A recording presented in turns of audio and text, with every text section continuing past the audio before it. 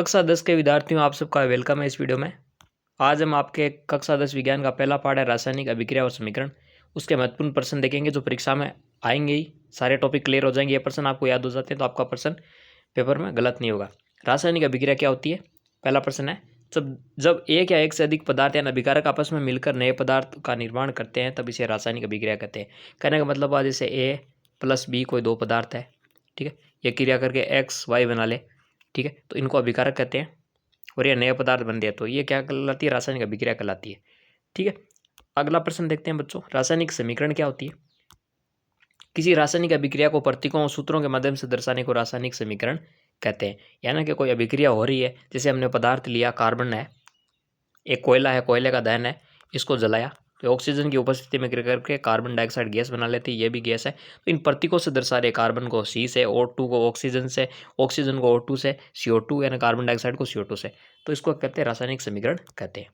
अगला है संतुलित रासायनिक समीकरण क्या है, क्या होता है? तो ऐसा रासायनिक समीकरण जिसमें अभिकारक और उत्पादों के हर तत्व के परमाणु संख्या समान होते हैं उसे रासायनिक समीकरण कहते हैं। यानी कहने का मतलब हुआ कि जितने रिएक्टेंट है ना अभिकारक भाग लेते हैं उतने प्रोडक्ट बनने चाहिए, उनकी संख्या गिन लेनी चाहिए। 4 भाग ले रहे हैं तो इधर भी जरूरी नहीं है 4 या 2 बन रहे हैं, लेकिन 4 यहाँ पर रिएक्टेंट भाग ले रहे हैं, उनकी संख्या एक है। और यहाँ पर 2 प्रोडक्ट बन रहे हैं, एक 3 बन रहा है, एक बन रहा है। तो हम देखेंगे इसमें हाइड्रोजन कितने, ऑक्सीजन कितने, फिर इस यहाँ रिएक्टेंट से तुलना करेंगे। यहाँ जितने ऑक्सीजन, जितने एलिमेंट भाग लिए, हाइड्रोजन लिए, सल्फर ली, वो इतना बनाया नहीं। अगर दोनों बराबर हो रहे हैं तो वो संतुलित समीकरण होगी, अन्यथा नहीं। और संतुलित रासायनिक समीकरण में द्रव्यमान संरक्षण नियम का पालन होता है, ठीक है। ये बात भी बच्चों आपको पता होनी चाहिए। अगला प्रश्न देखते हैं, रासायनिक समीकरण की पहचान कैसे की जाती है? तो एक टेस्ट ट्यूब है, कांच की आती है, ठीक है ना, ऐसे होती है, ठीक है। उसमें 2 पदार्थ लेते हैं, पदार्थ की लेकर जब हम क्रिया कराते हैं तो कुछ परिवर्तन होते हैं जिसको देखकर हम कह सकते हैं कि अभिक्रिया हुई है। जैसे गैस का उत्सर्जन, जैसे यहाँ पर एक अम्ल है, अम्ल के अंदर धातु डाले तो हाइड्रोजन गैस निकलती है, ठीक है, जो पॉप टेस्ट देती है। इसके अलावा अवक्षेपण, जैसे पीपीटी बन जाता है यहाँ पर कोई सफ़ेद सा पदार्थ, ठीक है। तापमान में परिवर्तन, यानी ये टेस्ट ट्यूब है, या तो एकदम ज़्यादा ठंडी हो जाए 2 पदार्थों की क्रिया करने से, या ज़्यादा गर्म हो जाए, ठीक है, यानी उष्माक्षेपी या उष्माशोषी विक्रिया हो जाए, ठीक है। और रंग में परिवर्तन, यानी अलग रंग का पदार्थ बन जाए तो हम कह सकते हैं इन 4 कारणों से कि यहाँ पर रासायनिक अभिक्रिया हुई है। अगली है बच्चों कि संयोजन अभिक्रिया क्या होती है? तो जब 2 या 2 से अधिक पदार्थ मिलकर एक नया पदार्थ बनाते हैं तो इसे संयोजन अभिक्रिया कहते हैं। जैसे मैग्नीशियम रिबन को ऑक्सीजन की उपस्थिति में है ना जलाएं, तब मैग्नीशियम की राख बनती है, तब ये क्या है? एक संयोजन अभिक्रिया। यहाँ क्या होता है? 2Mg प्लस O2 से क्रिया करके मैग्नीशियम ऑक्साइड है ना 2MgO बना लेते हैं। अगला है बच्चों अपघटन अभिक्रिया क्या है? तो वह अभिक्रिया जिसमें एक यौगिक टूटकर 2 या 2 से अधिक सरल पदार्थों में बदल जाता है उसे अपघटन अभिक्रिया कहते हैं। जैसे कि फेरस सल्फेट है, इसको गर्म करने पर Fe2O3 प्लस SO2 गैस और SO3 गैस में ये टूट जाता है। तो यहाँ पर अकेला रिएक्टेंट है और एक से अधिक प्रोडक्ट बन रहे हैं तो ये अपघटन अभिक्रिया है, यानी इसका अपघटन हो गया। अगला है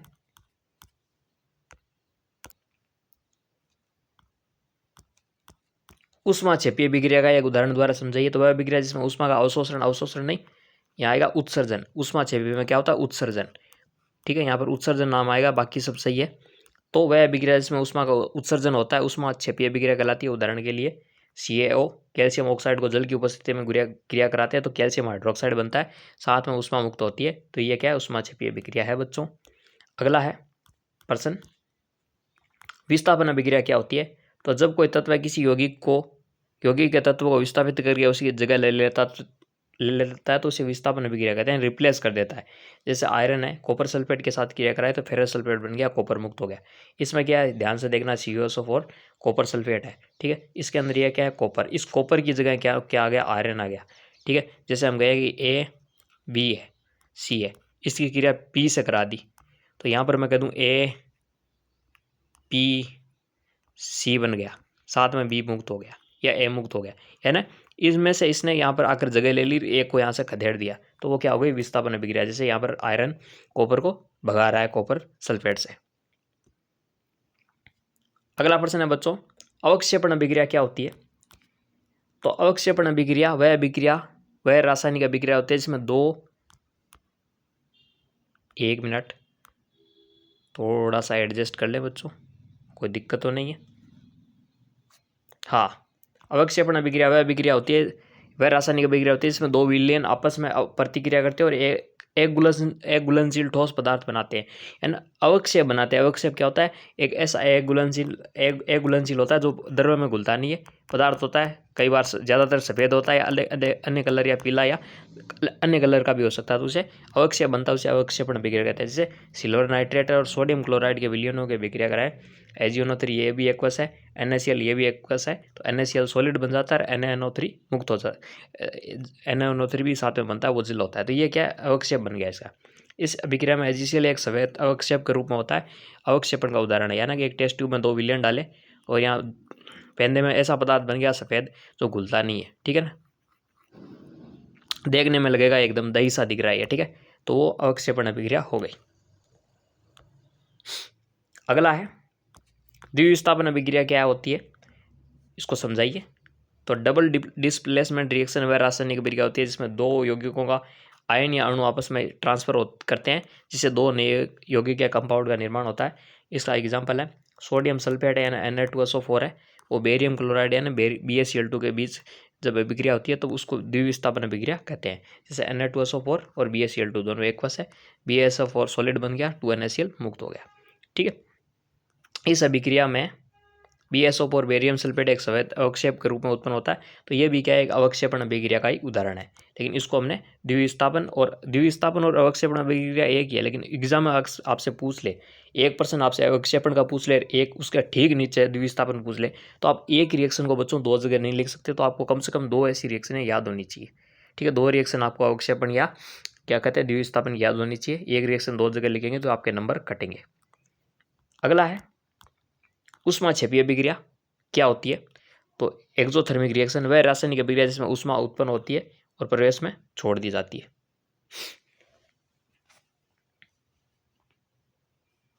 ठीक है। तो ऊष्माशोषी और ऊष्माक्षेपी में इतना पता होना चाहिए आपको कि ऊष्माशोषी में तो ऊष्मा का शोषण होता है और ऊष्माक्षेपी में ऊष्मा मुक्त होती है। पर्सन पहले भी चर्चा कर ली थी, ये दोबारा आ गया है, ठीक है ना, तो आप इसको देख लीजिए। ऊष्माशोषी का यहाँ पर लेना था जिसमें ऊष्मा चाहिए, ठीक है, इसको छोड़ देते हैं, यहाँ पर आगे चलते हैं बच्चों। तो ऊष्माक्षेपी वह रासायनिक अभिक्रिया जिसमें ऊष्मा उत्पन्न होती है और प्रवेश में छोड़ दी जाती है, ऊष्माक्षेपी अभिक्रिया कहलाती है। और जब ऊष्मा ली जाती है अभिक्रिया के दौरान वो ऊष्मा शोषी हो गई, ठीक है। तो ये पहले भी आ गया था। आगे देखते हैं संसारण क्या है। तो जब धातु ऑक्सीजन, नमी या अन्य रसायनों के संपर्क में आकर धीरे धीरे खराब हो जाती है तो इसे संसारण कहते हैं। जैसे लोहे पर जंग लगना, इन धातु जैसे कि लोहा है, एक तो वातावरण में नमी है, ऑक्सीजन है या अन्य कोई रासायनिक पदार्थ है, धीरे धीरे खराब हो जाती है तो इसे कहते हैं संसारण, जैसे लोहे पर जंग लगना। अगला प्रश्न है बच्चों कि ऑक्सीकरण और अपचयन में मुख्य अंतर क्या है? तो ऑक्सीकरण वह प्रक्रिया है जिसमें किसी पदार्थ में ऑक्सीजन का योग या हाइड्रोजन का निष्कासन होता है, जबकि अपचयन इसके विपरीत है, अर्थात हाइड्रोजन का योग और ऑक्सीजन का निष्कासन। यानी जब ऑक्सीजन जुड़ती है किसी पदार्थ में तब कहते हैं ऑक्सीकरण, या मान लो उस पदार्थ से हाइड्रोजन निकल गया तब भी हम कह देंगे ऑक्सीकरण। इसका उल्टा अपचयन क्या होता है? ऑक्सीजन अगर निकल रहा है और हाइड्रोजन जुड़ रहा है तब उसे कह देंगे अपचयन। 14वां प्रश्न है, एक उदाहरण द्वारा रेडॉक्स अभिक्रिया को समझाइए। तो वह रासायनिक अभिक्रिया होती है रेडॉक्स अभिक्रिया जिसमें एक पदार्थ का ऑक्सीकरण यानी इलेक्ट्रॉन लॉस और दूसरे का अपचयन इलेक्ट्रॉन गेन होता है। इसमें ऑक्सीडाइजिंग और रिड्यूसिंग एजेंट की भागीदारी होती है। एग्जाम्पल के लिए देखें तो जिंक और कॉपर सेकेंड सल्फेट के बीच होने वाली अभिक्रिया। जिंक सॉलिड कॉपर सल्फेट के साथ क्रिया करके ZnSO4 और कॉपर बना लिया, कॉपर मुक्त हो गया। इस अभिक्रिया में क्या हो रहा है कि जिंक ऑक्सीकरण करके Zn+2 में बदल रहा है, इलेक्ट्रॉनों का नुकसान हो रहा है इसको, जबकि कॉपर+2 अपचयन होकर कॉपर में बदल रहा है ना, इसको इलेक्ट्रॉन का लाभ हो रहा है। यह एक विशिष्ट रेडॉक्स अभिक्रिया जिसमें जिंक ऑक्सीकरण एजेंट और कॉपर अपचयन एजेंट के रूप में काम करता है। ये भी बात आपको ध्यान रखनी है। इसके बाद आगे बात करते हैं बच्चों इलेक्ट्रोलिसिस या इलेक्ट्रोलाइसिस क्या है, एक उदाहरण द्वारा समझाइए। तो इलेक्ट्रोलिसिस वह प्रक्रिया है जिसमें विद्युत धारा प्रवाहित करने पर एक यौगिक को उसके घटक तत्वों में तोड़ा जाता है। यह प्रक्रिया विद्युत अपघटन भी कहलाती है। जैसे जल का इलेक्ट्रोलाइसिस एक तगड़ा इसका खतरनाक उदाहरण देख सकते हैं हम। जैसे 2H2 है लिक्विड, इसके अंदर करंट प्रवाहित किया तो 2H2 और O2 गैस में टूट गया, हाइड्रोजन और ऑक्सीजन में टूट गया। इसके अंदर आपका एक क्रियाकलाप दे रखा है, वो क्रियाकलाप को करना चाहिए। एग्जाम पूछा जा सकता है 4 नंबर में, मैंने ऑलरेडी अलग से वीडियो बनाकर डाल रखा है, ठीक है, आप प्ले लिस्ट में देखोगे तो मिल जाएगा। तो इस प्रक्रिया में क्या होता है, यह भी चीज़ पूछी जाती है। तो जल को इलेक्ट्रोलाइट के रूप में लिया जाता है। विद्युत धारा पास करने पर जल के अणु विघटित होकर ऑक्सीजन और हाइड्रोजन गैस में बदलते हैं। और सबसे महत्वपूर्ण बात इस एग्जाम में पूछी जा सकती है, कैथोड है ऋणात्मक आवेश पर हाइड्रोजन गैस और एनोड पर ऑक्सीजन निकलती है। कहने का मतलब हुआ, हाइड्रोजन पर कैसा आवेश होता है, H प्लस के रूप में टूटती है, प्लस के रूप में प्रोटॉन के रूप में टूटती है। ऑक्सीजन पर ऋणावेश होता है, तो ठीक है, तो हाइड्रोजन पर पॉजिटिव है, वो कैथोड पर ऋणात्मक पर जाएगा, और ऑक्सीजन है ना वो धनात्मक इलेक्ट्रोड पर मुक्त हो गया ना, विपरीत आवेशित पर दोनों जाते हैं, ये बात ध्यान रखनी है। तो कुल मिलाकर ये बात ध्यान रखनी है, हाइड्रोजन है वो कैथोड पर मुक्त होती है, जबकि एनोड पर ऑक्सीजन मुक्त होती है। ये लाइन काफ़ी मोस्ट है बच्चों, इस रिएक्शन की ये एग्जाम में आ सकती है, सबसे मोस्ट लाइन यही है इसकी। अभिकारक और उत्पाद में क्या अंतर होता है, तो अभिकारक वे पदार्थ होते हैं जो रासायनिक अभिक्रिया में भाग लेते हैं, जबकि उत्पाद नए पदार्थ होते हैं जो अभिक्रिया में बनते हैं ना। कोई भी रिएक्शन उठा लीजिए, जैसे यहाँ पर हमने इसका अगर उदाहरण पूछे तो आप इतनी करा ली, ठीक है ना, इतनी मैंने करवा दी। जैसे अभिकारक क्या होते हैं, ये पदार्थ है जो अभिक्रिया में भाग ले रहा है, जो नए बन रहे हैं वो उत्पाद हो गए, ठीक है। इसी के साथ मैंने इस वीडियो के अंदर उष्मा छेपी अभिक्रिया 2 बार लिखा दी, कोई बात नहीं, लेकिन आपको पता होना चाहिए उष्मा छेपी क्या है और उष्मा शोषी क्या है। जिन अभिक्रिया में उष्मा का शोषण होता है ना, ताप देना पड़ता है, वो उष्मा शोषी है।